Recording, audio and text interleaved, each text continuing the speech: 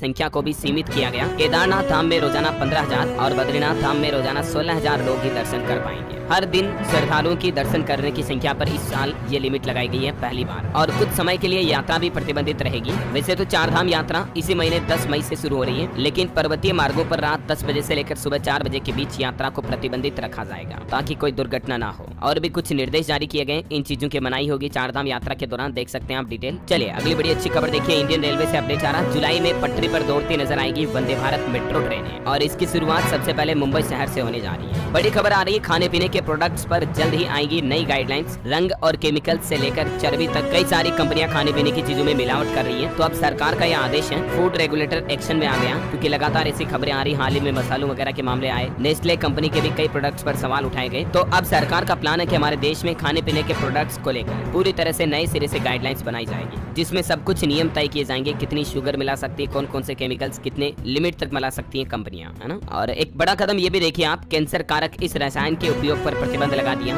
शोधकर्ता बोले कि इस केमिकल की वजह से, रसायन की वजह से मतलब लीवर कैंसर का खतरा बढ़ रहा है। तो अब अमेरिका की पर्यावरण संरक्षण एजेंसी ने मेथिलीन क्लोराइड के उपयोग पर प्रतिबंध लगा दिया है। ये मेथिलीन क्लोराइड एक तरह का पेंट स्ट्रिपर केमिकल है, यानी इस रसायन के जरिए पेंट को साफ किया जाता है, लेकिन अब इस पर बैन लग चुका है। चलिए अगली खबर देखिए, डीए अगर 50% बढ़ा तो केंद्रीय कर्मियों के बच्चों का शिक्षा भत्ता भी 25% तक बढ़ेगा। सरकार की तरफ से ये निर्देश जारी किया गया। साल 2018 के एक दिशा निर्देश का हवाला देते हुए देश के कार्मिक मंत्रालय की तरफ से ये निर्देश दिया, देख सकते हैं आप डिटेल। और एक खबर आ रही दोस्तों की, कोविड के बाद अब यात्रा और पर्यटन के क्षेत्र में तेजी से सुधार देखा जा रहा हमारे देश में। रिपोर्ट्स के मुताबिक टूरिस्ट के क्षेत्र में अगले 9 साल में तकरीबन 6 करोड़ रोजगार मिलेंगे। लगातार हमारे देश में पर्यटन में बढ़ोतरी देखी जा रही साल 2023 के बाद। और एंटीबायोटिक्स को लेकर भी देखिए, WHO का कहना है कि कोरोना में बढ़ा एंटीबायोटिक दवाओं का दुरुपयोग। वर्ल्ड हेल्थ ऑर्गेनाइजेशन ने कहा कि इससे बैक्टीरियल इन्फेक्शन बढ़ने का खतरा भी बढ़ जाता है, और इसीलिए जितना हो सके दोस्तों एंटीबायोटिक दवाओं का इस्तेमाल भी कम करें और डॉक्टर की सलाह से ही करें। चलिए वैज्ञानिकों की एक स्टडी निकल कर आ रही है कि बारिश के पैटर्न में बदलाव से